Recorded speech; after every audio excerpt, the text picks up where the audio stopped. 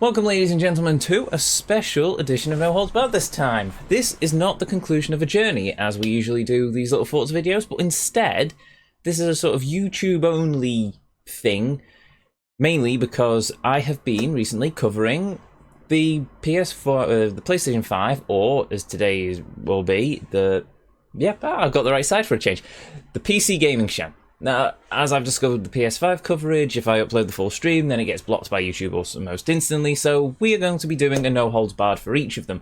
If you want to see my full live thoughts of either event, the PS5 one's going to come later. I haven't recorded it yet. I've only just sat down to record this one now, but anyway, yes, it's a bit of a rush, but yeah, the PS5 is going to come after this at some point. If you want to see my live reaction to both the PS5 event and the PC gaming show, well, they're all uploaded on the VODs on Twitch.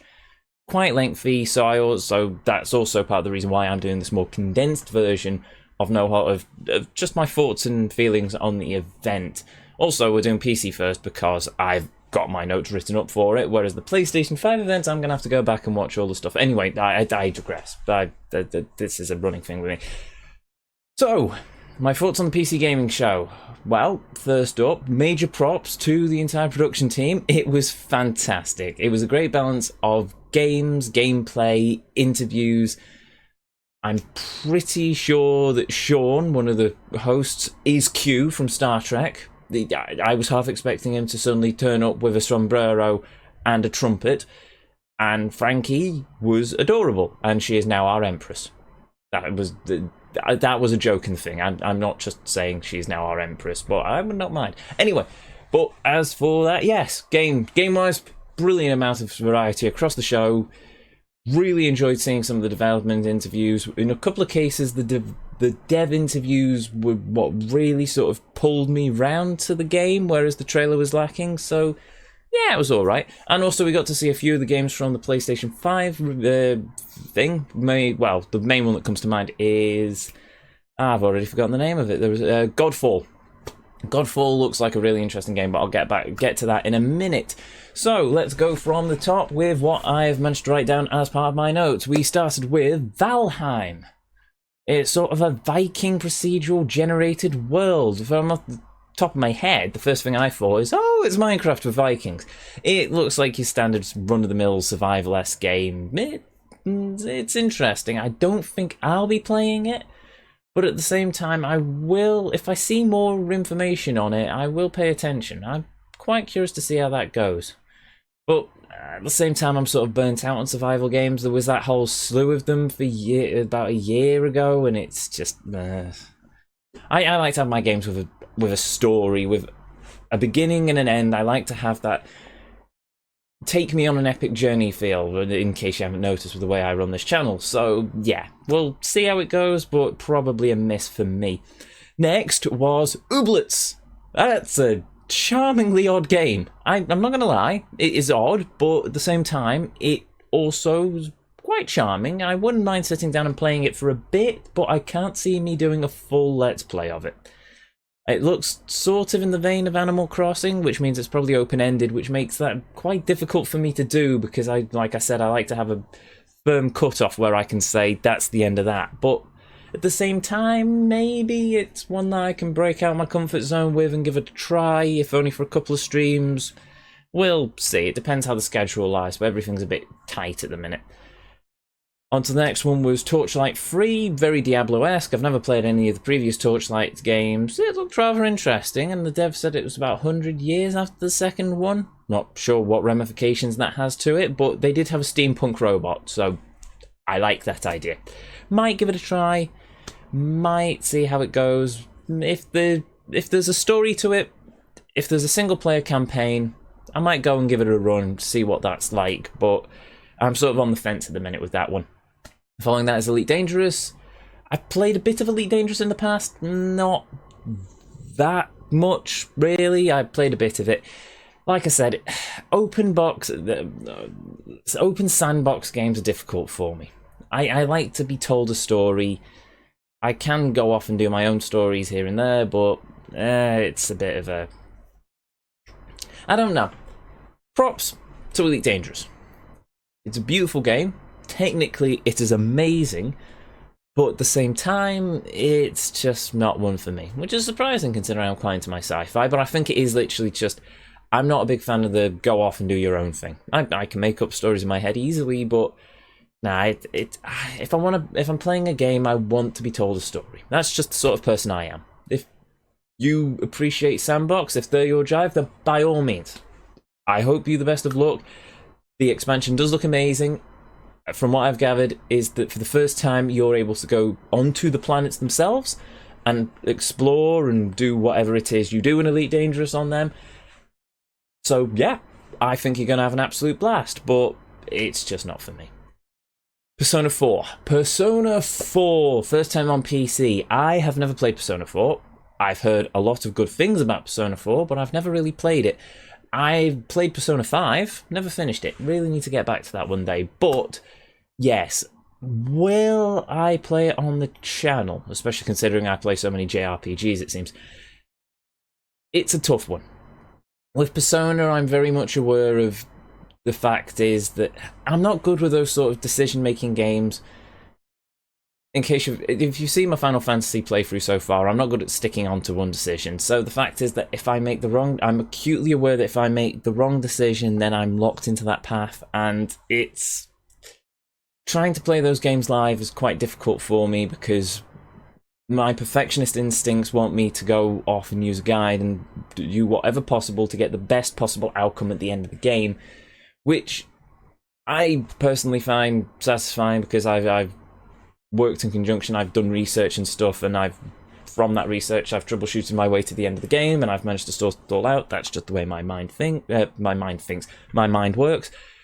But I also know it's probably not the most entertaining thing to watch, so I might avoid any Persona games on the channel for that reason.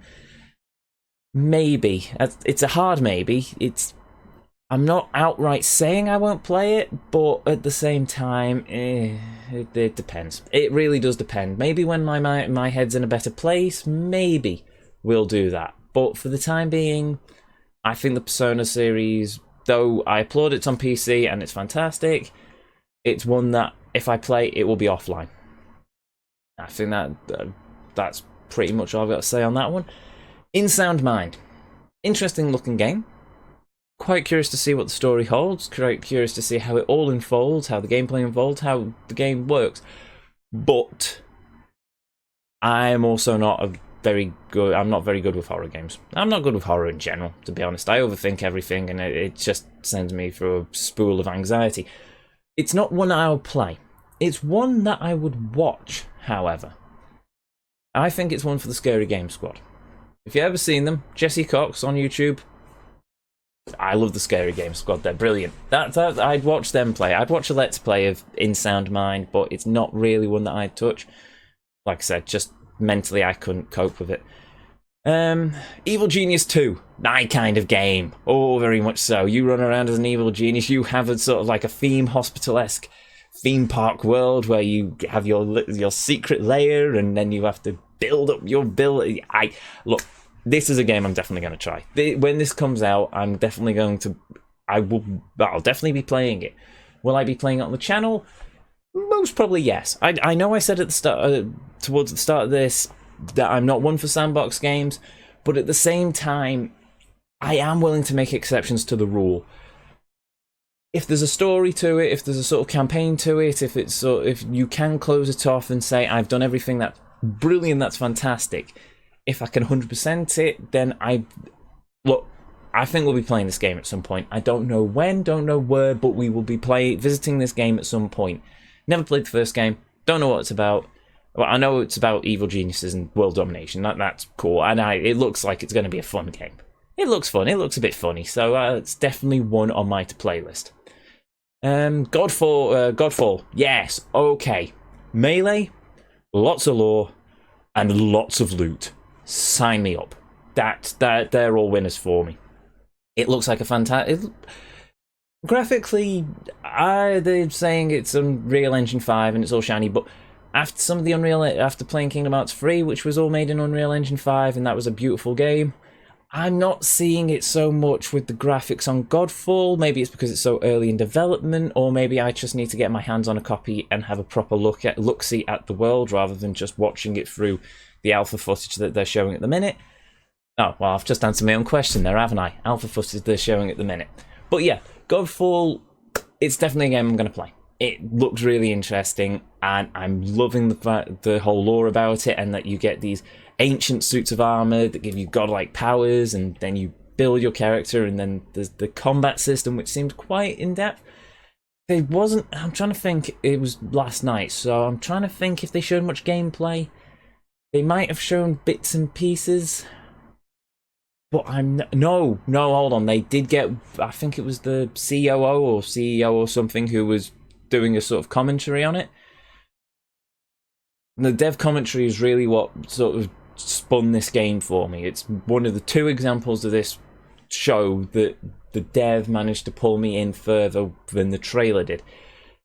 It's one I'm going to play. It's one that I will definitely try and put on the channel at some point. I'm looking forward to this game. I don't know whether I'll play it on PC or on PlayStation.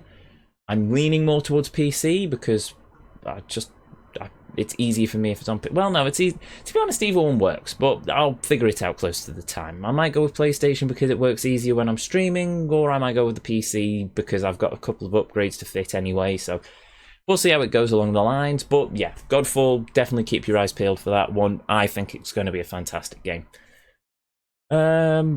Produces, I can't pronounce this one. It was Produces? Might be Produces. I've put a question mark near it. I can't even remember if I've spelt it properly in my notes, but it was an interesting one. If you don't know it by title, you'll know it by the graphics. They've sort of done a retro pixel, sort of a retro Doom Wolfenstein original pixel art thing mixed into a sort of 3D game world. It's rather interesting, stylistically speaking, so I might give it a shot down the road.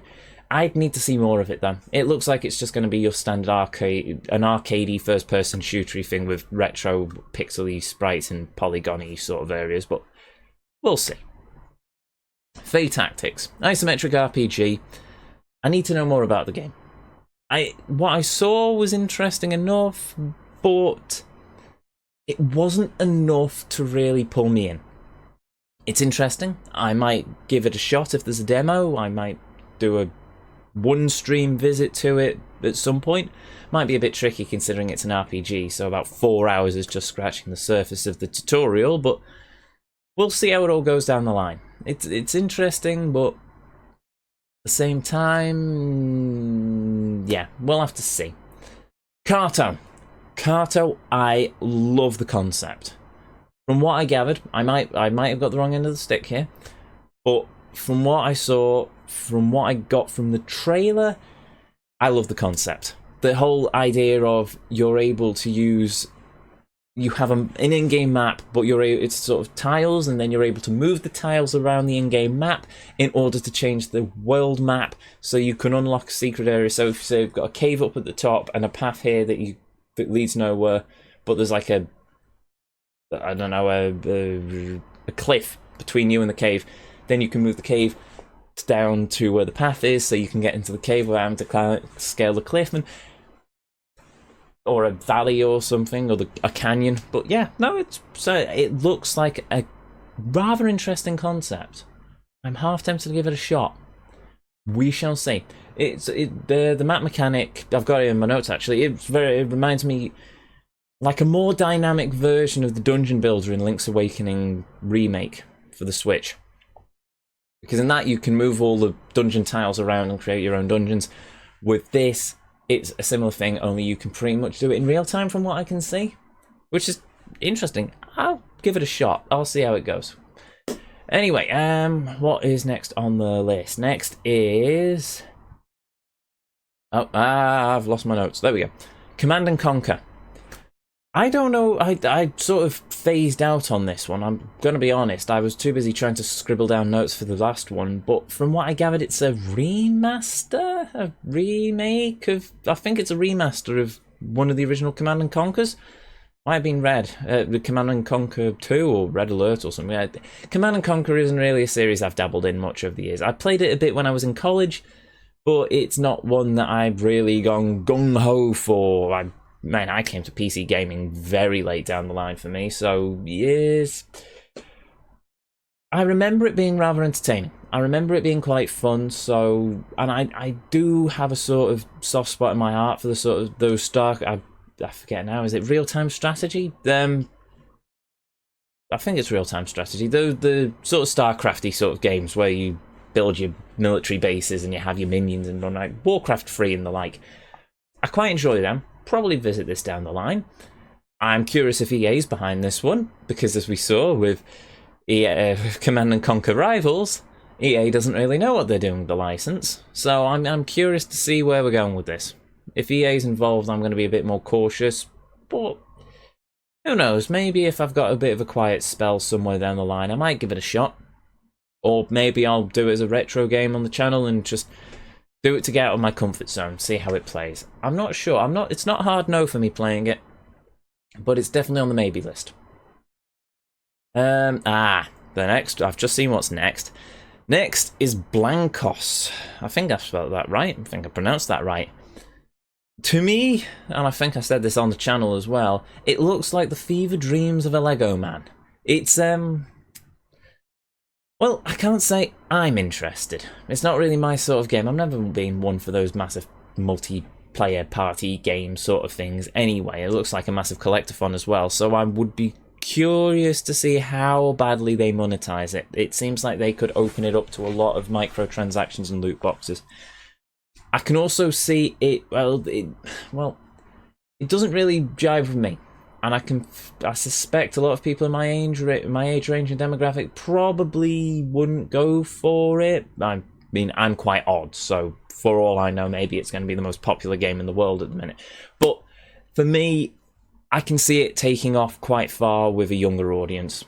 The sort of the Roblox, Minecraft people, I can see that it's sort of taking off with them. I can also see the merchandising going through the roof. I can see those little, mini Lego figure packs, like Pokemon cards and stuff you can get from game shops. I'm pretty sure it wouldn't surprise me if you could get those packs with those little figurines in or something, but I think you already can, to be honest. So I can see the merchandising being quite, if this takes off, and I'm pretty sure it probably will, I think that's going to be very heavily merchandised. That's going to be like another Minecraft. We'll see how it goes. Not my thing, but I can see it being very popular with the right audience.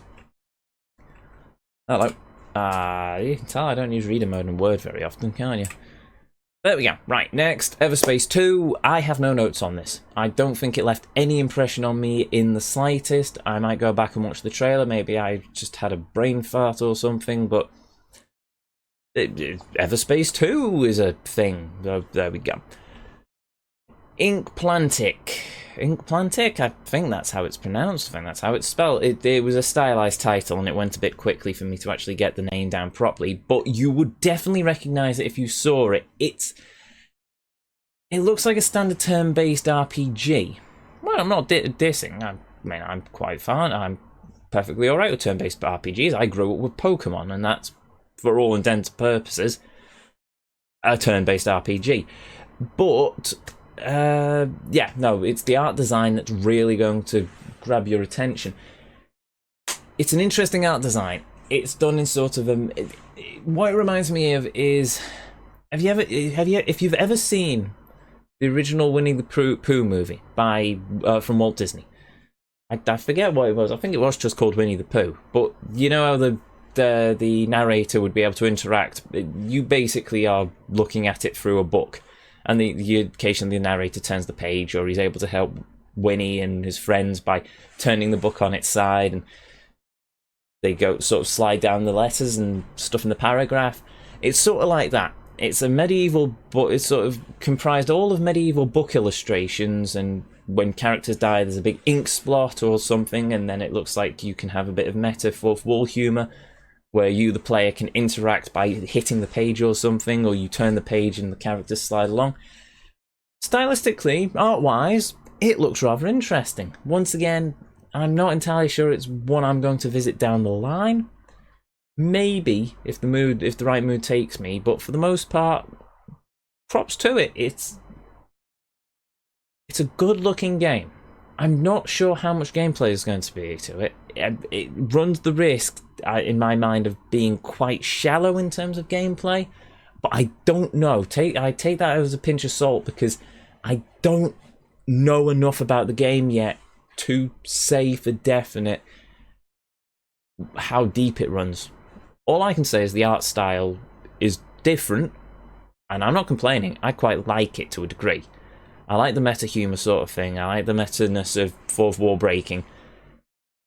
I need to see more about this game before I can make any 100% solid conclusions, however. Well, no, I need to play it to make 100% solid conclusions, but trailers and stuff, before I can make any sort of solid ideas of whether I'm going to play this game or not, I'd need to see more about it.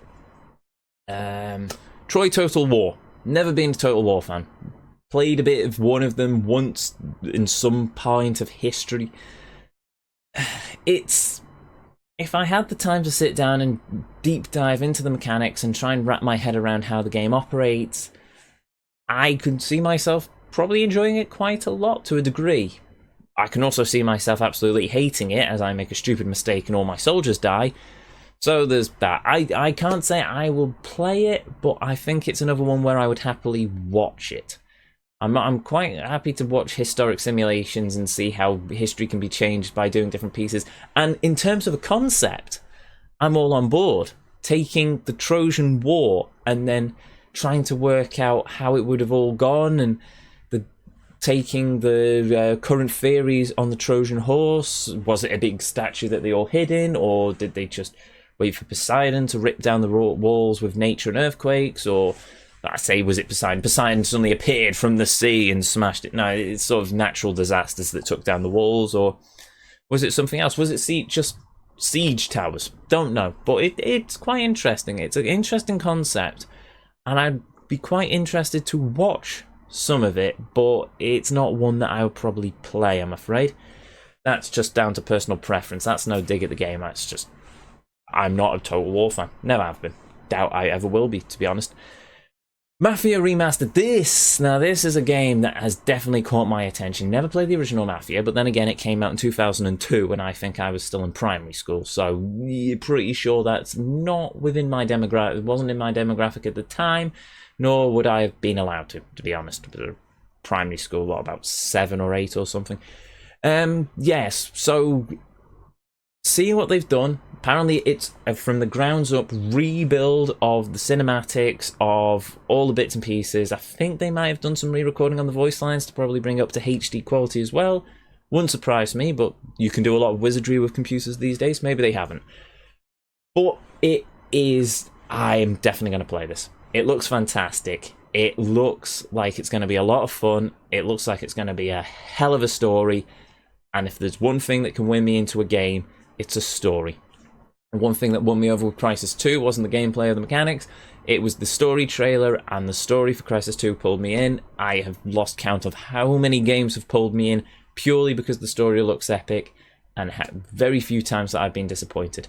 So yeah, Mafia Remastered is definitely on the list. Will I do a franchise run of it? I don't know. If Mafia 1 wins me over completely, probably, but I also have to bear in mind that Mafia 3 was absolutely slated when it came out, and it wasn't considered that good. So unless they've redone that to make it better, I'm dubious on how far I'm going to go with a franchise run on that one. But I'm definitely playing the first game. That really looks like it's up my alley. I'm going to get a cup of coffee and take a break from reading. Sorry. And you expect a lot of these No Holds Bars are quite off the cuff ad hoc, but anyway. Right, next is Wayfarer 2. Now, in my mind, that I'm trying to think, the only thing that really stuck out to me about this game is the trailer was lacking. I needed to see more. Maybe it's just me. But it didn't. The trailer didn't stick with me. I might go back and look into this game at some point, but from what I saw during the show, the trailer seemed a bit light. It didn't really tell me anything about the game. Maybe it was focused towards people who enjoyed the original Wayfarer. It's entirely possible, and by all means, but to me as a newcomer, it really didn't stand out vastly to me. So yeah, I'll have it in the back of my mind when I'm watching other conferences. Maybe there'll be more information on some other one, but for the time being, yeah, there's not much I can say about that one, I'm afraid. Potionomics. Now this is probably showing my taste in games, but at the same time, I think it's going to be a fun Let's Play. I think that a lot of the choice mechanics, as with Persona, is probably going to really spin me through a spin, so I'm not too sure if I'd play it on the channel. I'm leaning towards a yes for a Let's Play on the channel, if there is a story. If there is a full start to end, 3-act structure, closing it, tying it up in a bow at the end, or even just a cliffhanger for a sequel, don't really mind too much. As long as there's an end, as long as there's a story mode and it's got an end, chances are it'll be a big tick for me putting it on the channel at some point as a Let's Play. It looks like it'd be quite fun. Not entirely sure how easy I could do 100% of it, but it looks charming, it looks fun, it looks like there's a lot of sort of micromanagement sort of bits and pieces with a card-based mechanic of some reason. From the looks of it, apart from the general blurb they put out for it of you are a witch running a potion shop and you're trying to keep the loan sharks at bay, so you have to make the potion shop business thrive by dealing with difficult customers, and then the customer section seems to be you haggle, but you've also got ability cards, sort of like Yu-Gi-Oh!, where you can play a card to take a deep breath or meditate, and that allows you, or you are able to charm the customer, and then that allows you a better chance of selling your stock. It looks like an interesting system. It looks like it's going to be an interesting game. I'm definitely leaning towards a yes on a full Let's Play of this. Definitely yes for me playing the game. I'm definitely going to play the game at some point. But on the channel, I'm leaning more towards yes, but it depends on how the streaming schedule works out. Because if it comes out in the middle of, say, our Cyberpunk run, then that's probably going to be a bit problematic, really. It'll get played at some point. On release, maybe not. Definitely get played at some point down the line. I'll definitely compile a list at some point and I'll add it to it. Then following that was a showcase of Epic Games. There's a lot of Epic Games in this one. There were quite a number of Epic Games exclusives as well. I'm thinking this is probably a business model change from the day, because previously it was a case that, well, you couldn't have missed it. Previously, Epic Games bought up all the big name titles and had them for a timed exclusive on the Epic Games Store. I can sort of, on one hand, I can get sort of behind it because it's giving competition to Steam, which I think the monopoly needs to be broken a bit.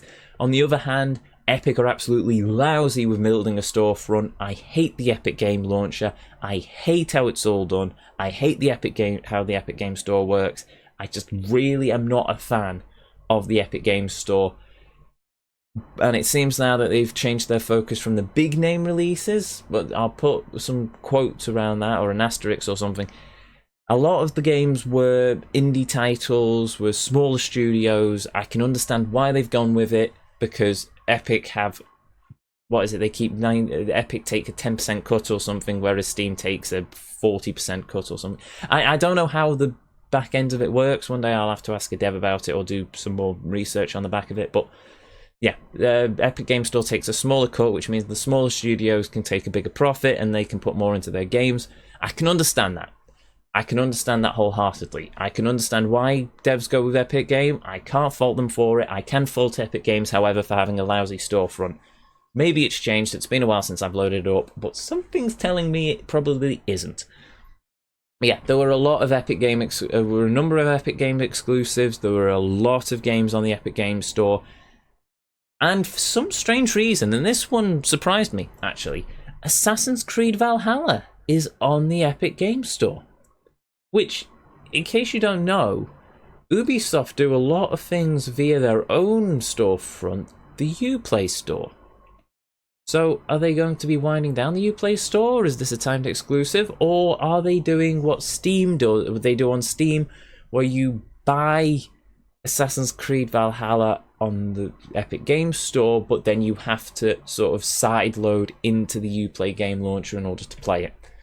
Maybe they've done something like this before. Maybe somebody in the comments will be able to tell me how it all works. But for the most part, that is a bit...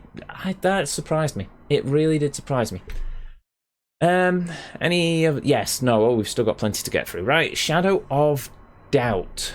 Looks fun. It's a sort of a stylistic, roadblocksy, blocky spy game where, from what I've gathered of the trailer, you play as a sort of Agent 47 spy man where you sneak into buildings and hack computers and find files and do private investigation stuff. It looks like it'd be really interesting, and I would really like to take a bit of a deeper dive into it.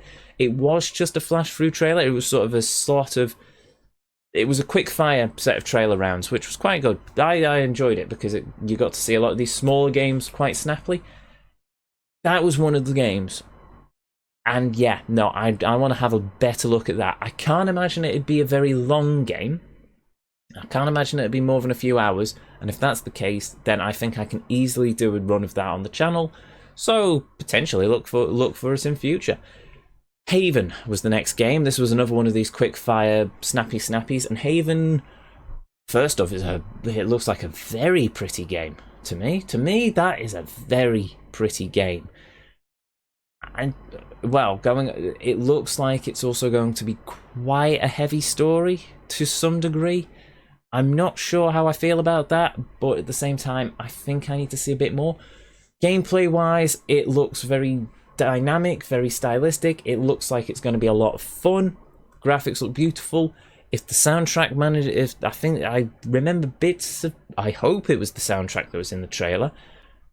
I think it's going to be a very pretty game in a lot of ways, and a part of me is quite looking forward to giving it a try. So yeah, I think as long as it's not too long, I think that's another one that I'm definitely going to try and put onto the channel at some point. Definitely one I'm going to look into in more detail. So yeah, that's one that's pulled me in. Another one that's pulled me in is Chris Tales. Now, Chris Tales is probably the only game on the list, but with the exclusion of the big names like Elite Dangerous. It was one of the smaller games on the list that I already have heard about through GOG. Actually, there's a demo available on GOG. I've not played it yet. I probably will at some point in the near future. I thought I'd pre-ordered it as well, but I haven't. It's not got a pre-order. It's got a sort of tell me more or get information when the game comes out. I'm perfectly alright with that. If there's no pre-order, I try to avoid pre-ordering wherever possible. Been stung too many times for that in the past. This one I'd probably give a pre-order to. Maybe I'm just being naive, but I think the devs could probably be trusted with a pre-order. But yeah, no, it is, from the looks of it, a JRPG, but it has a sort of a heavy influence on time mechanics. You ever watched Ezio's channel? I mean, good lord, I tried to do a whole sort of time aesthetic with my channel logo. And the Vortex, time-space continuum, etc., etc. I quite enjoy Doctor Who. But anyway, yes, no, I'm quite into time and watches and other bits and pieces. But yeah, no, time is an interesting concept for me. If they have built an entire game system around past, present, and future all working simultaneously, I'm thinking I'm definitely going to I will be giving this one a shot somewhere down the line. Will it be on release? Don't know how the schedule plays out, but it's definitely one that's on my watch list. Definitely one that I'm going to play at some point. It looks like it's going to be quite fun. At the same time, I put an asterisk by that because I have not seen any gameplay yet. I think I've seen screenshots of gameplay, but I don't think there was any gameplay in that trailer. I could be wrong. I need to go back and rewatch the trailers. Surface, I am judging a book by its cover on some degree here. On the surface, it looks like it's going to be quite good. I'm willing to roll the dice and take a gamble on this one. So yeah, for me, I'm definitely going to give it a try. Give it a try down the road. Oi, so Sorry. Yeah, this is completely unedited. This is going to just be me sat here talking, but whatever. Okay, but there is a lot of talking, and there is still quite a few games to get through, including our next one, Weird West. Now, this one initially was a hard pass for me. The trailer did not win me over in the slightest. Not at all, to be honest. I actively just said, well, no, not for me. It is interesting, it's okay, it looks like some sort of CRPG, but it's not for me. That was until they got one of the devs interviewed. I'm not sure if he was a dev or he was a CEO or something.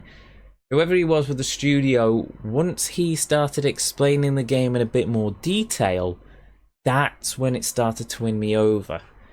For one of the few occasions, it wasn't so much the story that started to pull me in, or the graphics or anything. It was the way he explained the game mechanics, the way the game works, the gameplay, the world, all the characters, all the other bits and pieces. It's still on the fence, but I'm definitely leaning more towards trying the game. I might give it a try down the line. If I have time on the channel, I'll give it a try on the channel. But it definitely, the chap they interviewed definitely won me over on that. So props to you, sir. You may have just got yourself another person to play your game. But yeah, otherwise, as I look into it, as I think more about it, it does sound rather intriguing. It does sound rather interesting. I like the idea where you've got sort of episodic things, where you play as one character through their part of the story, but at the same time that you can meet the other 4 characters as you play through the story, and then one of these companions may die, in which case, well, you don't play through their part of the story, or they may come back later as an undead or something and you have to fight them. It's going to be rather interesting, especially if you think about if you go up through all 5 of them and you're on the 5th one, and then say your first one or your second, the first person you played as, the second person you played had died. Not only does that sort of change the timeline a bit, but it also means that you've got that hard-hitting moment of, oh, I've just lost this character I've spent so long with. So yeah, it sounds rather interesting. I think, well done, sir. You've won me over, I think. That's the definite maybe. It's definitely on the maybe list. No promises that I'll actually get around to playing it, but I'll try that again. No promises that I'll actually get around to playing it, but we'll see how it goes. Next was New World, Amazon Games MMO. Now the first thing that came to mind for me is, well, Amazon are making games now, what? But another one is they said it's 100 versus 100 versus 100 battles. Now some people might balk at that and say, well, how on earth could they do that? But you have to bear in mind, Amazon basically owns most of the internet at this point. Pretty much most websites you go to are hosted on Amazon Cloud Services, Amazon Web Services even, their cloud service. So AWS pretty much owns the internet at this point. I think if anyone has the horsepower behind them to set up entire servers and architecture in order to handle an MMO of this scale, I think Amazon can. The question is, can they pull it off? Can they make a game that pulls people in? Can they make a good game, a fun game? Can you make a game that pulls in 200 plus people? Can you make a game that pulls all these people in? Can you make it work? Can you make it last? I don't know. MMOs are not an area I have too much expertise in. Well, I have expertise sort of with the more technical side of things. I work as an IT technician, server engineer, so I have I have an idea of the technical side of things, not so much the game side of things. It'll be interesting to see how it turns out. Not one I'm going to play. I'm not, like I've just said, I'm not one for MMOs. I think the only MMO I've played semi-regularly is Star Trek Online, and even then that's fleeting. So, whilst I will see how it goes, but it's a mystery to me, to be honest. I'm curious to see how they pull it off. I will wait and watch with bated breath to see how they pull it off. I'll probably read it up on PC Gamer at some point, won't I? Okay, the next one was, and I'm going to murder this name, The Dungeon of Bob. The Dungeon of Bob. Nah, I've just called this the Amulet of Chaos. It looks like it's some sort of it's a fantasy game, but it's mostly driven towards a more humorous side of things. They got Felicia Day on to intro the game, and it's basically all of the characters aren't very smart, but together they're all too dumb to fail. And I like that idea. I'm very much, so long as the humor isn't, you know, degraded to fart jokes. If it's intelligently done humor, if it's daft, good-natured laugh, then yeah. From the gameplay, it looks like it'd be quite fun. From the gameplay, it doesn't look anything too mysterious. It looks like it's sort of a turn-based CRPG looking sort of thing. I'll give it a shot. I will honestly give it a shot. I'm going to look forward to playing this game. It looks like it's going to be quite funny. It looks like it's going to be a lot of fun. Yeah, the humour looks right up my alley. Especially one of the characters definitely had a sarcastic wit to him and a bit of dry humour, and I'm all for that, in case you haven't noticed. So yeah, that's that. That's another game on the definite yes list. Hopefully on a streaming list, on the list to stream on the channel. Don't know, schedule, baddie. Next one was Red Seas. This, chill is the only word that came to mind when I was writing my notes, and I believe it. It looks like a very chill game. It looks like there's some sort of tension-y moments where you save somebody from the sea. Basically, Red Seas is a sailing simulator, so it sort of makes me think of The Legend of Zelda Wind Waker, but rather than sailing over water, over a sea, you're sailing over sand. Makes me think of the dehydrated sea from the Discworld novels. But yeah, you sail across the sand, you see little villages. Not much more to say about that one. Maybe if I do a deeper dive into the trailer, but for the moment it looks like a sort of very chill, sort of walking simulatory-esque game. So yeah, give it a try.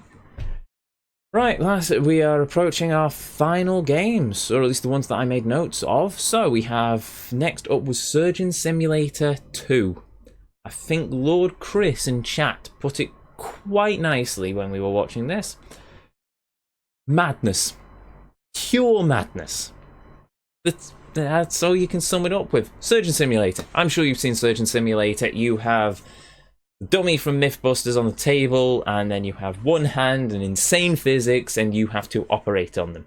This time, however, you have a full surgeon. You have two hands. You have feet. You can walk around the operating theatre. You can do all sorts of... Sorry, I've just noticed something on that screen. But anyway, you can do all sorts. You can... It's insane. The amount of things you can do is insane. You can create your own theatre. You can replace the patient's heart with a duck if you want. I wish I was kidding about that. You have vending machines. You can rip off parts of the patient's body. There's a sort of Surgeon Olympics mode, apparently, where you use the patient's head as a basketball. It's... It's madness. It's absolutely insane. It's also 4-player co-op. I'm not sure if I've mentioned that already. You can go and operate on one person as a team of 4 people with the Surgeon Simulator physics. It looks like it's going to be a lot of fun. It looks like it's going to be utter madness. It is going to be beautiful, beautiful chaos. I can't say it's one I'm going to play because I can't imagine playing it long term. I might. I'm very tempted to do at least one stream on the channel where we have a look at it, to have a deep dive into it and see what it looks like and how it all hangs together. I can't say I'm going to do any sort of lengthy let's play of it, but it does, if you have a group of friends together, or it's just or even a large channel on Steam, not a large channel on Steam, a large channel on Twitch, if you have a lot of community, I think this is going to be a good community game. I think this is going to be a lot of fun. I think it's going to be brilliant madness. I think it's going to be an utter laugh. So we'll see how that goes.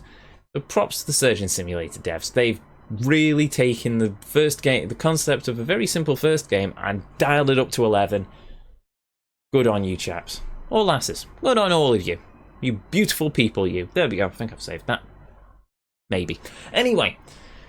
Next up is The Last Campfire, and I fell in love with this game almost instantly. It looks beautiful. It looks like a beautiful story. It's got beautiful artwork. It looks like it's going to be a bit of a tearjerker in some places. Hopefully not, because otherwise I'll probably cry on screen. Cry on screen, even. definitely one we're going to play on the channel at some point. I'm going to make sure we at least get to that at some point. It looks like it's going to be a hell of a game. I didn't see much on the gameplay side of things, but if I'm tempted to say it's probably going to be something along the lines of Ori and the Blind Forest. Maybe, don't know. But it's also made by what was it, Hello Games? It's made by the same dev team from No Man's Sky, from what I recall. So I'm not a dev team I'd expect this to come from, but at the same time, yeah. No, okay. I mean, if they can pull it off, by all means. It looks beautiful as it is, so yeah, we'll see how the gameplay holds together. I think I need to see more gameplay before I can. Well, I'd probably give it a try anyway, but gameplay-wise, I'd like to see more of the gameplay for it. So yeah, maybe a bit more research is required. And then the last one. The last one is the Outlast Trials. As I said at the peak of this, at the top of this stream, not this stream, this video. Not one for horror.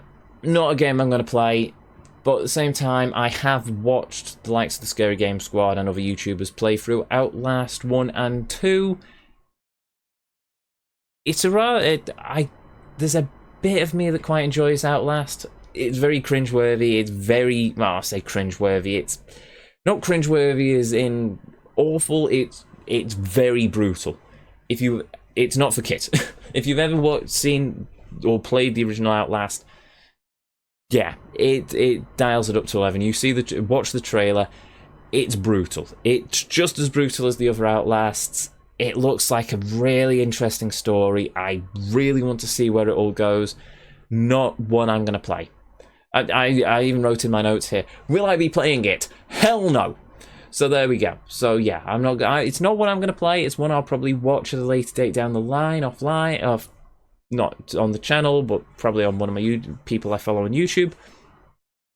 But yeah, no idea on the gameplay. Don't know if it's going to be a solo campaign or a co-op sort of thing. It looks like it could be co-op, but who knows? I doubt it. Horror games seem to lose a lot of their edge when it's co-op, so I think they're probably going to keep it single player. Either way, it looks like a really interesting story, and if you're a horror game fan, I think you are probably going to enjoy it massively. And there we go. We are nearly 50 minutes in, and that is that's the short version of this. I have missed a few games. There are a few games that slipped the net. There was I also missed out, surprisingly, New Blood Games. They seem to have, they're releasing some sort of, well, they're releasing a whole slew of games. These chaps seem to be very into their retro sort of games, and they also have a lot of tongue-in-cheek humour. Just, if you get a chance to go back and watch the PC Gaming Show, watch the New Blood Studios bit, because the URLs that they've got for their games is just brilliant. What is it? deaderspace.com or something is one of the domain names. It's just, I like devs who have a sense of humour, and they seem to have a sense of humour. So there we go. So will I check the games out? Maybe. I can't remember the name of half of them, to be honest. There were a lot of games to try and remember during that part of it. So I'll go back and I'll give it a watch. I mean, there's a few other bits and pieces to watch as well. For Troy Total War, they have produced, PC Gamer in conjunction with a PC modder, have produced a special one-of-a-kind Total War bespoke custom PC. Like I say, I'm a very techie person. I love case modding videos, and I love watching people create these weird and wonderful systems in these ridiculous cases. If you've ever, go on Google after this and look up the Bourbon PC. Some chap has basically created a wooden PC, and he's got it whiskey cooled with a literal bottle of whiskey inside the PC, wired into the loop as the reservoir, and it's just, I love that sort of thing. That's my sort of thing. So yeah, they had a few bits and extra pieces. Like I said at the top of this, the presenters, my hat goes off to the both of you. Sean, my Empress, you were both brilliant. You were fantastic. I hope to see you more in the PC gaming shows. I'm sure you've done this for years and years, but this is the first PC gaming show I've actually sat down and watched, because usually it's all part of E3 and the gaming shows at some stupid time in the evening and I'm asleep. So it was nice to actually be able to sit down at 7 o'clock and watch through it. So brilliant. But major props to the team, major props for everyone who put this show together, especially with all the situations going on at the minute. It was brilliant. It was a fun laugh. DevBot annoyed me slightly, but then again, I work with robots most of the time, and I know their humour a bit too well. So there was that. But yeah, props to you, PC Gamer. Good show, brilliant show, utterly enjoyed it. You had some really good games, and I'm so glad that I now have so many more to add to the gaming list. Because we're gamers. Can't be a game without a game, can you? Anyway, I have gone on for long enough. We're nearly approaching an hour of this video, and I still have the the PlayStation 5 event to compile my notes for, so that's going to be interesting. So with that said and done, if you enjoyed what you saw here, well, thank you for sticking around so much. Thank you for sticking around while I have waffled on about this entire event. Hopefully you found something interesting. Hopefully you found some of this entertaining. And if you want to ever catch me live, well, I stream on Twitch every Tuesday and Thursday at 7 o'clock British summertime.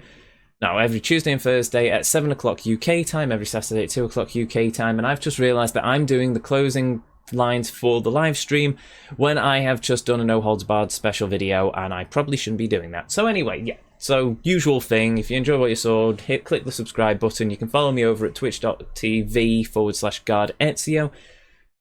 And I think that's everything. I'm just going to sign off here. So to each and every one of you, beautiful people, may you have a beautiful evening, morning, or afternoon, wherever it is around this whole wide world you are. And until our paths next cross again, Vortex awaits. And I'll see you all next time.